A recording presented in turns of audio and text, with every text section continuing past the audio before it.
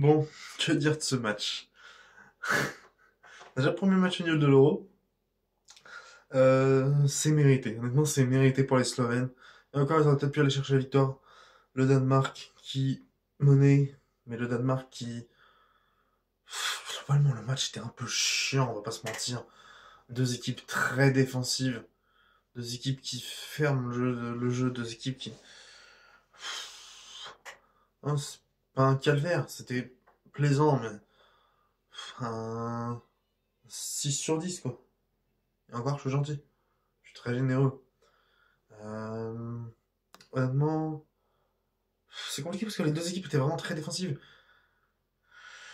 Le match était vraiment chiant. Euh, Danemark menait, le Danemark attaquait.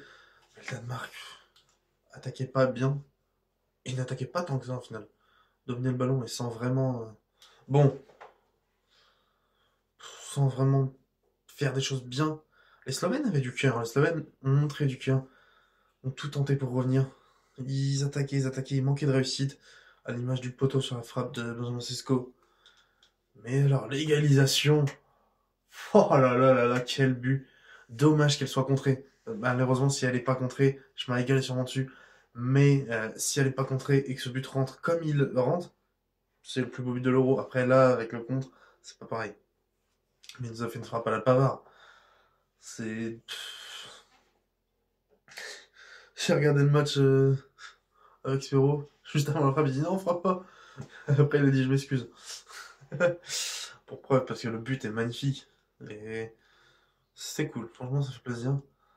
Et Eriksen qui marque, c'est lui qui a ouvert le score pour le Danemark comme un symbole. 3 ans et 800 jours pile après son arrêt cardiaque en 2021, où j'avais fait une vidéo dessus d'ailleurs. Mais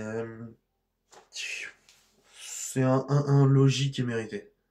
Même si le Danemark était un peu plus dominateur, c'était la position stérile, chiante. Alors que la Slovénie, dès qu'ils avaient, ils contraient, mais c'était timide au début de match. Puis après, ça en a commencé qu'ils essayaient d'aller chercher quelque chose, peut-être. Ouais, après plus d'une heure de jeu à se faire bouffer le cul, il faudrait peut-être. Mais globalement, ils ont mis du cœur, ils ont été chercher l'égalisation. C'est plutôt mérité. C'est très bien pour eux, ils ont quand même une belle équipe, la Slovénie. Le Danemark aussi, hein, je dis pas, ils ont des joueurs incroyables. Mais il y a aussi limite plus de bons joueurs sur le banc que dans l'équipe titulaire. Peut-être pris la Slovénie un peu trop de haut et il fallait pas. Puis bah, duel Schmeichel au Black dans les gardiens. Les deux ont été bons, même si. Oh non, les deux ont été bons en vrai. Y a pas à dire. Euh, des bons jeux au pied aussi. Et surtout Schmeichel, qui a montré un très bon jeu au pied. C'était vraiment beau. Et voilà, globalement, c'est tout ce qu'il y a à dire, je pense. Franchement, je vois pas trop d'autres choses. Euh, Tout simplement parce que, bah, encore une fois, le match c'était pas fou. C'était pas fou, mais dans une compétition, ça arrive des matchs comme ça, malheureusement. Il faut bien passer par là, on est obligé. Mais. Et on sentait que la Slovénie aurait pu aller chercher autre chose à la fin du match, hein. Euh, Ça poussait, ça poussait. Ça a tenu. Euh, c'est mérité. Honnêtement, c'est un match logique.